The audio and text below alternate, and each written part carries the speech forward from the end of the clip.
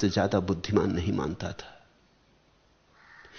गहरे में तो वो यही जानता था कि मैं अद्वितीय हूं, मेरा कोई मुकाबला। ऐसे ही तो सभी जानते हैं। कहो ना कहो, कहने से क्या फर्क पड़ता है? न कहने से भी कोई फर्क नहीं पड़ता। जो तुम भीतर मानते हो वही फर्क लाती है बात। तुम कितनी बार चरणों में झुक जाते हो किसी के, और फिर भी तुम्हारा अहंकार तो अकड़ा खड़ा रहता है, झुकता नहीं। तुम कितनी बार दर्शाते हो कि आप महान हैं, लेकिन भीतर तुम जानते हो कि मुझसे महान और कौन। अहंकार अपने से ऊपर कभी किसी को रखता ही नहीं। जो अहंकार अपने से ऊपर किसी को रख ले वही शिष्य हो गया। जो अहंकार अपने से ऊपर किसी को रखता ही नहीं वो कभी शिष्य नहीं हो सकता। शिष्यत्व की कला तो इतनी सी है, अपने अहंकार को किसी से नीचे रख लेना। इसी कला के कारण इस देश में गुरु के चरणों में झुकने का मूल्य बना। वो तो प्रतीक है, वो तो वाह प्रतीक है भीतर की घटना का। भीतर को कैसे कहें तो बाहर के किसी प्रतीक से कहते हैं। दुनिया के किसी देश ने पैरों में झुकने की कला नहीं खोजी। एक अपूर्व संपदा से वे वंचित रह गए। पश्चिम में कोई किसी के पैर छूने को राजी नहीं, ख्याल भी नहीं उठता। बात ही गलत मालूम पड़ती, बात ही अपमानजनक मालूम पड़ती। पश्चिम जीता अहंकार से, पूरब जीता समर्पण से। पश्चिम जीता संघर्ष से, पूरब जीता विनम्रता से। पूरब ने एक कला खोजी है, सीखने की कला हमला नहीं है, सीखने की कला झुक जाना है। और जो जितना ज्यादा झुक जाता है उतना ही भर जाता है। तुम नदी के किनारे खड़े हो, नदी बह रही, तुम प्यासे हो। तुम झुको ना, अंजुलि ना बनाओ तो प्यासे के प्यासे रह जाओगे। नदी तुम्हारे ओंठों तक आने से रही, तुम्हें झुकना होगा, तुम्हें हाथ की अंजुलि बनानी होगी, तुम्हें जल भरना होगा, तो नदी तुम्हारी तृप्ति करने को तैयार है। बुद्ध पुरुष तो नदी की भांति है। तुम अगर प्यासे हो सत्य के तो झुको। नहीं कि तुम्हारे झुकने से बुद्ध पुरुषों को कुछ मिलता है। तुम्हारे झुकने से क्या मिलेगा? तुम्हारे पास ही कुछ नहीं है, तुमसे मिलना क्या है? तुम यह मत सोचना कि तुमने कोई आभार किया किसी बुद्ध पुरुष के चरणों में झुककर। नहीं, उसने तुम्हें झुकने दिया, उसने ही आभार किया। क्योंकि झुक के तुम्हें ही मिलेगा। झुक के तुम कुछ खोने को नहीं हो, खोने को तुम्हारे पास है भी नहीं। मगर बड़े मजे की बात है, जिन लोगों के पास खोने को कुछ नहीं है, बिल्कुल नहीं, वो भी झुकने में बड़े अकड़े खड़े रहते। लेने में, सीखने में बड़ी चोट मालूम पड़ती, दंभ को बड़ी पीड़ा मालूम पड़ती। तो ये लालूदाई, ये लाल बुझक्कड़ बुद्ध के चरणों में झुक गया होगा, मगर झुका नहीं था। और जब तुम अधूरे मन से किसी के चरणों में झुक जाते हो तो तुम इधर उधर बदला लेते हो। बदला लेना ही पड़ेगा, वो मनोवैज्ञानिक है। अगर तुम्हारी श्रद्धा अपने गुरु में अधूरी है, छोछी है, छिछली है, उथली है, तो तुम बदला लोगे। तुम किसी बहाने से गुरु का अपमान करने का उपाय खोजोगे, गुरु की निंदा करोगे, आलोचना करोगे, कोई रास्ता तुम खोज लोगे। अगर सीधा रास्ता खोजने में डरोगे तो प्रकारांतर से। अब सारिपुत्र और मोग्गलायन की आलोचना प्रकारांतर से बुद्ध की ही आलोचना है, क्योंकि बुद्ध ने घोषणा की है कि ये दोनों समाधि को उपलब्ध हो गए। ये बुद्ध की घोषणा है कि इन दोनों ने पा लिया, अब ये लौटेंगे नहीं। ये उस सीमा के पार हो गए जहां से आदमी लौटता है। इनका पुनरागमन समाप्त हो गया है, ये अनागामी हो गए, अब नहीं आएंगे। ये फूल आखिरी हैं, इनकी सुगंध आखिरी है। जिसे पीनी हो पी ले, जिसे लेनी हो ले ले। ये एक बार उड़ गए तो ये पक्षी फिर दोबारा इस संसार में लौटने को नहीं है। इस संसार के वृक्ष पर अब ये दोबारा डेरा न बनाएंगे, ऐसी घोषणा भगवान ने कर दी है। शायद इस घोषणा के कारण ही लालूदाई को और भी पीड़ा हो रही होगी कि मेरे रहते और कोई दूसरा अनागामी हो गया। मेरे पास लोग आते हैं, मेरे पास सन्यासी आते हैं, वो कहते हैं जिन लोगों को आपके पास ध्यान उपलब्ध हो गया है, आप उनके नाम की घोषणा क्यों नहीं करते? मैं कहता हूं इसलिए नहीं करता हूं क्योंकि बड़ी जलन होगी, बड़ी ईर्ष्या पैदा होगी। अगर मैं एक के नाम की घोषणा करूंगा कि यह ध्यान को उपलब्ध हो गया, तो बाकी सब उसके दुश्मन हो जाएंगे और बड़ी राजनीति पैदा होगी और बड़ी खींचातान मच जाएगी, वो नाहक कष्ट में पड़ जाएगा। ध्यान की घोषणा उसे बहुत उपद्रव में डाल देगी। और दूसरे जो ध्यान की चेष्टा में लगे थे, वो तो चेष्टा छोड़ देंगे। वो किसी भांति ये सिद्ध हो जाए कि इस आदमी को ध्यान नहीं मिला, इस चेष्टा में लग जाएंगे। ये सदा हुआ। जब भी बुद्ध ने घोषणा की, महावीर ने घोषणा की, जीसस ने घोषणा की, बड़ी राजनीति पैदा हो गई। इसलिए मैंने तय किया है कि घोषणा करूंगा ही नहीं। जिनको हो जाएगा वो जानते हैं, जिनको हो जाएगा मैं जानता हूं। बात मेरे और उनके बीच हो गई, समाप्त हो गई। किसी और को पता चलने की कोई जरूरत नहीं, नहीं तो लालूदाई पैदा होंगे और उनसे कुछ सार नहीं है। घोषणा से कुछ बढ़ता नहीं, जिसको मिल गया है मिल गया। घोषणा से क्या बढ़ता है? घोषणा फिर बुद्ध ने क्यों की? करने का कारण था, अगर लोग भले हों तो करने में लाभ है। शायद जितने लोग आज विकृत हैं उतने विकृत नहीं थे इसलिए की।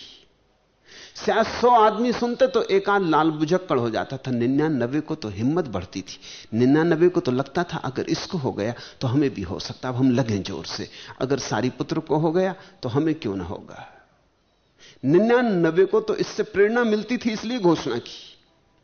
99 को तो बल मिलता था, आश्वासन बढ़ता था, श्रद्धा बढ़ती थी कि हो सकता है। और बुद्ध की बिना घोषणा के 99 को पता नहीं चल सकता था। बुद्ध को पता चलेगा, जो जाग गया उसको पता चलेगा किसको हो गया, लेकिन शेष जो सोए हुए हैं उन्हें कैसे पता चलेगा? उन्हें तो कोई जागा हुआ घोषणा करेगा तभी पता चलेगा। तो बुद्ध ने, महावीर ने घोषणा की, वो भी कारण से की। 100 में 99 लोगों को लाभ होता था, एक आध को नुकसान होता था, एक आध कोई लालूदाई झंझट में पड़ जाता था, मगर एक के लिए 99 का नुकसान नहीं रोका जा सकता। आज की हालत बिल्कुल उल्टी। आज एक आध को लाभ होगा, 99 लालूदाई है। लाभ तो एक आध को होगा। एक आध को इस बात से श्रद्धा बढ़ेगी, 99 के भीतर तो ईर्ष्या की आग जलेगी। इसलिए मुझसे मत पूछना आके कि किसको ध्यान की उपलब्धि हो गई या नहीं, मैं कहने वाला नहीं हूं। आज की हालत और भी खराब है। और तुम ये मत सोचना कि लालूदाई यहां नहीं, बड़ी संख्या में। उनसे बचना ही मुश्किल है, उनकी संख्या रोज बढ़ती गई दुनिया में। तो लालूदाई ऐसे तो चरणों में झुका था, लेकिन सच में नहीं झुका था, और जो थोड़ा बहुत झुका था उसका बदला लेता था। तुम समझो, जिसको तुम प्रेम करते हो उसी को तुम घृणा करते हो, क्योंकि तुम्हारा प्रेम पूरा नहीं। तुमने कभी इस बात को गौर से देखा, जिसको तुम प्रेम करते हो उसी को घृणा करते हो, और जिसको तुम श्रद्धा करते हो उसी पे तुम्हारी भीतर भीतर अश्रद्धा और संदेह भी चलते रहते। तुम प्रतीक्षा में रहते हो कब मौका मिल जाए कि श्रद्धा को फेंक दें उठा के।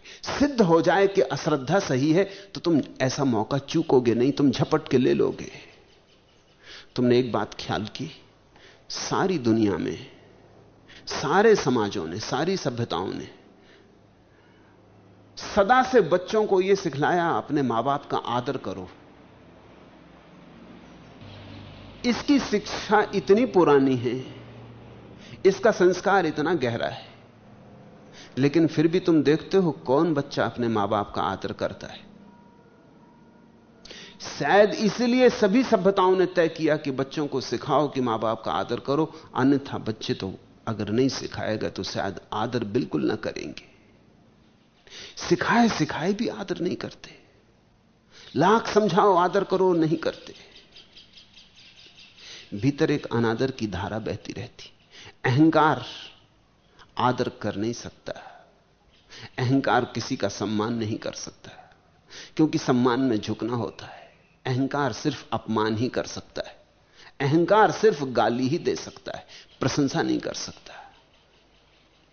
तो लालूदाई झुका, ऊपर ऊपर झुका था, भीतर भीतर बदले की तलाश में था। आखिर कैसे क्षमा करो उस आदमी को जिसने तुम्हें मजबूर कर दिया पैरों में झुकने को? कैसे क्षमा करो उस आदमी को? बहुत कठिन हो जाता है क्षमा करना।